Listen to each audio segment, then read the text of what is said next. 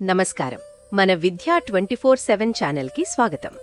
6వ తరగతి నుంచి 10వ తరగతి వరకు పాఠ్యాంశాలన్నీ తెలుగులోనే స్పష్టంగా, సులభంగా అర్థమయ్యేలా వివరించడం మా ధ్యేయం. స్కూల్ పరీక్షలైనా, ఫైనల్ అసెస్మెంట్స్ అయినా, ఎస్ఎస్సి బోర్డు పరీక్షలైనా మీ విజయాలకి కావాల్సిన పూర్తి మార్గదర్శకత ఇక్కడే లభిస్తుంది. ఇక ఈరోజు పాఠంలోకి వెళ్ళిపోదాం. అందరికీ నమస్కారం. మన డిజిటల్ క్లాస్కి స్వాగతం. ఈరోజు మనం మన జీవితంలో చాలా ముఖ్యమైన ఒక విషయం గురించి తెలుసుకోబోతున్నాం. అసలు అది లేకుండా మనం ఒక్క రోజు కూడా ఉండలేం. దేని గురించో తెలుసా? అదే నీరు. సరే, ఈరోజు మనం ఏమేం విషయాలు తెలుసుకోబోతున్నామో ఒకసారి చూద్దామా? మన ఇంట్లో నీటి వాడకం దగ్గర నుంచి భూమి మీద అసలు నీళ్లు ఎక్కడున్నాయో తెలుసుకొని కరువులు, వరదల దాకా చాలా ఇంట్రెస్టింగ్ విషయాలున్నాయి. మరి మొదలు పెడదామా? ఓకే, మనం మొదటి టాపిక్లోకి వెళ్ళిపోదాం. ఒక్కసారి ఆలోచించండి. ఈ ఉదయం మీరు నిద్ర లేచినప్పటినుంచి ఇప్పటిదాకా నీళ్లను ఎన్ని పనులకు వాడారు?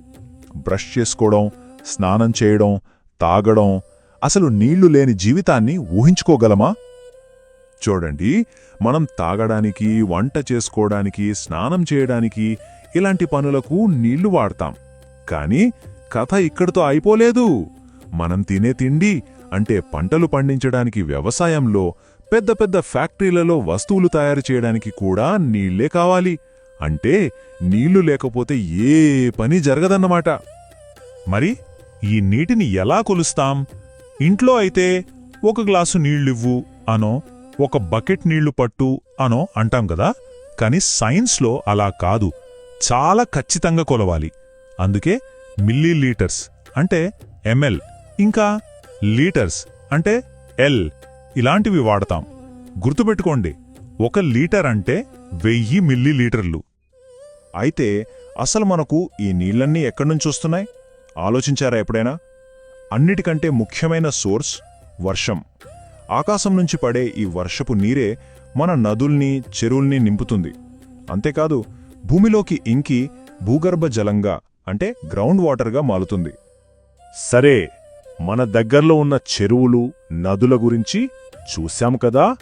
ఇప్పుడు కొంచెం పెద్దగా ఆలోచిద్దాం. మన మొత్తం భూమి మీద, మన ప్లానెట్ మీద అసలు ఎంత నీరుంది? మన భూమిని బ్లూ ప్లానెట్ లేదా నీలి గ్రహం అని పిలుస్తారు. ఎందుకో తెలుసా? ఎందుకంటే భూమి మీద 3/4 భాగం నీళ్లతోనే కప్పబడుంది. కానీ ఇక్కడే ఒక పెద్ద ట్విస్ట్ ఉంది. ఈ చార్ట్ చూడండి. ఉన్న నీళ్లలో దాదాపు అంతా అంటే 97.2% సముద్రాల్లోని ఉప్పు నీరే. మనం తాగడానికి, వాడుకోవడానికి పనికిరాదు. మనం వాడే మంచినీరు చాలా చాలా తక్కువ. అంటే చూడండి, మొత్తం 100% నీళ్లలో 97% ఉప్పు నీరు, మరో 2% ఏమో మంచు రూపంలో గడ్డకట్టుకుపోయింది. ఇక మిగిలిందెంత? కేవలం 1%. జస్ట్ 1%. మనం తాగడానికి, పంటలు పండించుకోవడానికి, మన అవసరాలన్నిటికీ ఆధారం ఈ 1% మంచినీరే. ఎంత విలువైందో కదా. అంత విలువైన మంచినీరు మనకు అంత తక్కువగా ఉన్నప్పుడు మన ఇళ్లకు, మన నల్లాల్లోకి వచ్చే నీరు తాగడానికి సేఫ్ అని ఎలా చెప్పగలం? అది మనదాకా ఎలా వస్తుంది? మన ట్యాప్లలో వచ్చే నీరు నేరుగా నది నుంచో, చెరువు నుంచో రాదు. దాన్ని శుభ్రం చేయడానికి ఒక పెద్ద ప్రాసెస్ ఉంది. దీన్నే ప్రొటెక్టెడ్ డ్రింకింగ్ వాటర్ స్కీమ్ అంటారు. ఫస్ట్ నీటిని ఒక చోట కలెక్ట్ చేస్తారు. తర్వాత అందులో ఉన్న మట్టి, దుమ్ము లాంటి వాటిని తీసేయడానికి ఫిల్టరేషన్ చేస్తారు. ఆ తర్వాత కంటికి కనిపించని క్రిములను చంపడానికి క్లోరినేషన్ చేస్తారు. ఇవన్నీ అయ్యాక పెద్ద పెద్ద ఓవర్ హెడ్ ట్యాంకుల్లో స్టోర్ చేసి పైపుల ద్వారా మన ఇళ్లకు పంపిస్తారు. అప్పుడుగాని అది మనకు తాగడానికి సురక్షితం కాదు. ఇప్పుడంటే మనకు ట్యాప్ తిప్పగానే నీళ్లొస్తున్నాయి. కానీ ఒకసారి పాత రోజులు ఊహించుకోండి.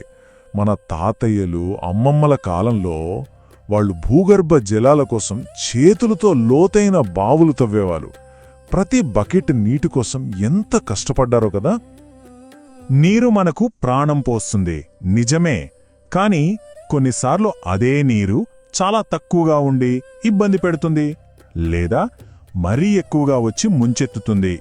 ఈ రెండు వ్యతిరేక పరిస్థితుల గురించి ఇప్పుడు తెలుసుకుందాం. అదే కరువు, వరదలు. కరువు అంటే డ్రాట్. అంటే ఏంటంటే 1 కాదు 2 కాదు, కొన్నిసార్లు 3-4 ఏళ్లపాటు అస్సలు వర్షాలే పడవు. అప్పుడు ఏమవుతుంది? భూమి మొత్తం ఎండిపోయి బీటలు వారుతుంది. చెరువులు, నదులు ఎండిపోతాయి. తీవ్రమైన నీటి కొరత ఏర్పడుతుంది. దాన్నే కరువు అంటాం. ఇక దీనికి కంప్లీట్ ఆపోజిట్ వరద. తుఫానులొచ్చినప్పుడు లేదా కొన్ని రోజులు ఆగకుండా కుండపోతగా వర్షాలు కురిసినప్పుడు నదులు, చెరువులు నిండిపోయి పొంగిపొరులుతాయి. ఆ నీరంతా ఊళ్లలోకి, పొలాల్లోకి, ఇళ్లలోకి వచ్చేస్తుంది. పొడిగా ఉండాల్సిన నేలంతా నీటితో మునిగిపోతుంది. దీన్నే మనం వరద అంటాం. ఈ కరువు, వరదలు రెండు చాలా నష్టాన్ని కలిగిస్తాయి. కరువు వస్తేనేమో పంటలు పండక ఆహార కొరత వస్తుంది. పశువులకు తాగడానికి నీళ్లుండవు. అదే వరదలొస్తే ఉన్న పంటలు, ఇల్లు నీటిలో కొట్టుకుపోతాయి. కరెంటుండదు, రోడ్లు పాడైపోతాయి. నీటి ద్వారా రకరకాల జబ్బులు కూడా వస్తాయి. సరే, ఇప్పటిదాకా మనం చాలా విషయాలు నేర్చుకున్నాం కదా. ఇప్పుడు చిన్న క్విజ్ టైం. నేను కొన్ని ప్రశ్నలు అడుగుతానో, మీరు ఎంతవరకు గుర్తుపెట్టుకున్నారో చూద్దాం. రెడీనా? ఓకే, మొదటి ప్రశ్న. మన భూమి మీద జీవం ఉండటానికి అన్నిటికన్నా ముఖ్యమైన కారణం ఏంటి? ఆలోచించండి. ఎగ్జాక్ట్లీ, మీరనుకున్నది కరెక్టే. జవాబు నీరు. వాటర్ లేకపోతే మన ప్లానెట్ మీద లైఫే ఉండేది కాదు. సరే, రెండో ప్రశ్న. చాలా కాలం పాటు వర్షాలు పడకుండా నీటి ఎద్దడి ఏర్పడే పరిస్థితిని ఏమని పిలుస్తాం? పర్ఫెక్ట్, దాన్ని కరువు లేదా డ్రాట్ అంటాం. చాలా బాగా చెప్పారు. ఓకే, క్విజ్ అయిపోయింది. ఇప్పుడు మనం ఈరోజు క్లాస్లో నేర్చుకున్న ముఖ్యమైన పాయింట్స్ని ఒకసారి క్విక్గా రివైజ్ చేసుకుందాం. గుర్తుంచుకోవలసిన ముఖ్యమైన విషయాలేంటంటే, 1. నీరు మన రోజువారీ పనులకు, వ్యవసాయానికి, పరిశ్రమలకు చాలా అవసరం. 2. భూమి మీదున్న నీటిలో మనం వాడుకోగలిగేది కేవలం 1% మాత్రమే. 3.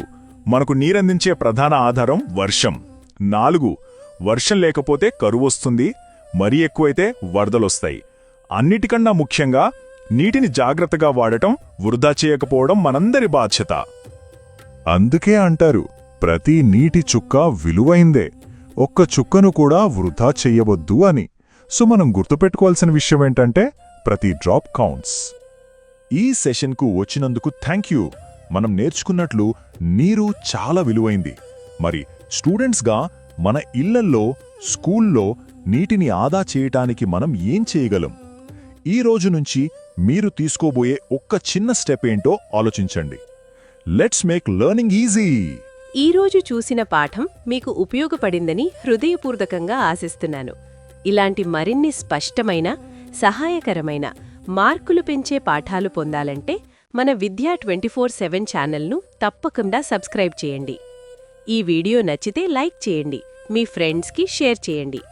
మీ సందేహాలు, సూచనలు, తదుపరి నేర్చుకోవాలనుకున్న విషయాలు కింద కామెంట్స్లో రాయండి. మీ స్పందన మాకెంతో ముఖ్యం. మీ ఒక్క లైక్, ఒక్క షేర్, ఒక్క కామెంట్ కూడా ఈ చదువు వెలుగును మరింత మంది విద్యార్థులకు చేరుస్తుంది. మాతో ఉండండి. మీ నేర్చుకునే ప్రయాణాన్ని ప్రతిరోజు మరింత బలంగా, మరింత స్పష్టంగా, మరింత ప్రభావవంతంగా మార్చుకుందాం. ధన్యవాదాలు.